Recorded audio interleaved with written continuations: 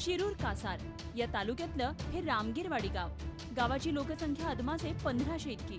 मात्र गेली कित्येक वर्ष या गावाला रस्ताच नाही. गावातून जाणाऱ्या सिंदफना या नदीतून हे गावकरी वाट शोधतात. गावातले 55 वर्षीय दशरथ बारगजे यांचं संपूर्ण आयुष्य याच गावात गेलं. त्यांच्या काळात रस्ता काही झाला नाही, मात्र सध्या त्यांच्या नातवंडांना शाळेत पोहोचवण्यासाठी त्यांना तारेवरची कसरत करावी लागते.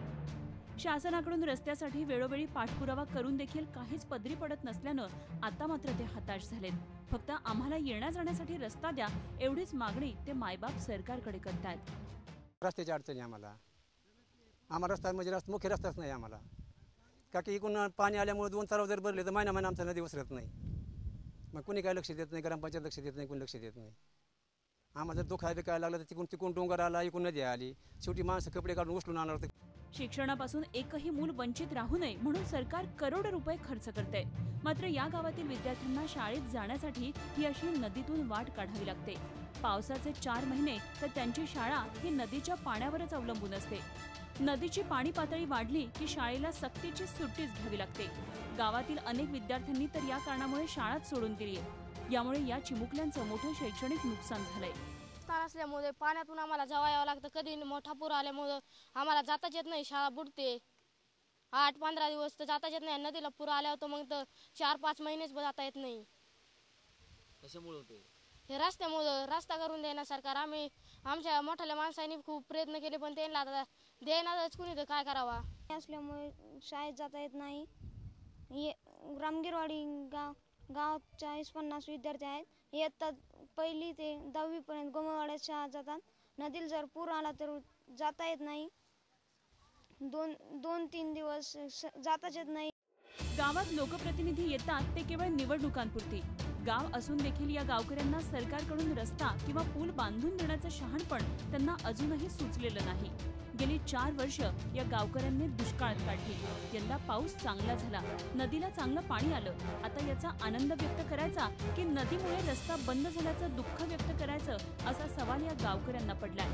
अशात आजारी असलेल्या गावकऱ्यांना तर याचा सर्वात मोठा फटका बसतोय. आले तेच नाशिक लोक येणार, मतदान करतात, विषय फायनल होतो. मतदान करत सगळे बोलतो आम्ही करू आणि मतदानचा विषय होऊन गेला परत कोणी विचारत नाही आम्हाला. परत कोणाचं आहे हे सुद्धा विचारत नाही. हे रामगिरवाडी वस्तीचं हे दुर्भाग्य एवढं. यायला रस्ता नाही, जायला रस्ता नाही, काही नाही. शाळेतले मुलं बाल इथं हे होत येतं, थांबत येतं, जाता येत नाही, काही नाही. आमचे लग्न एवढं झाले, आमचे जन्म गेले, आमच्या नातांडा परतांडाचे चालले तर त्याच्यात तरी आम्हाला रस्त्याची सुधारणा नाही ना काही. या रस्त्यासाठी इथल्या गावकऱ्यांनी अनेकदा निवेदनं दिली, पण प्रत्येक वेळी त्यांची आश्वासनांवर बोलवण करण्यात आली.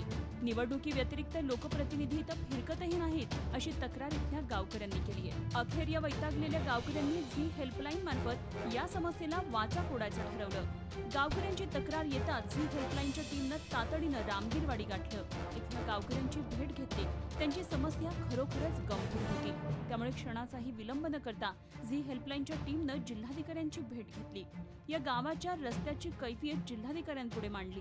त्यांनीही तातडीनं या प्रकरणाची दखल घेतली आणि सदर गावाची पाहणी करून तातडीनं रस्त्याचा प्रश्न सोडवण्याचं आश्वासन झी हेल्पलाईनला दिलं.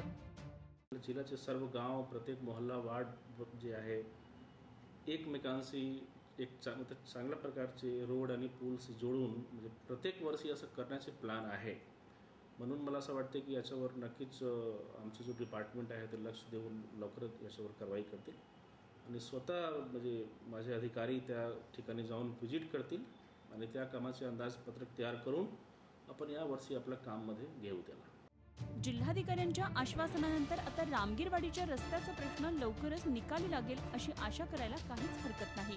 मात्र एकीकडे स्मार्ट सिटीचं स्वप्न पाहणाऱ्या सरकारचं खेडेगावांकडे कसं दुर्लक्ष होतंय हे या निमित्तानं उघड झालंय. अशी अनेक गावं मूलभूत सुविधांपासून आजही वंचित आहेत.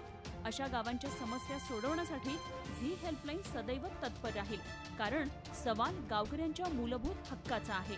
लक्ष्मीकांत रुईकरसह bureau report, Zee media, Beed. Zee 24 तास रहा एक पाऊल पुढे.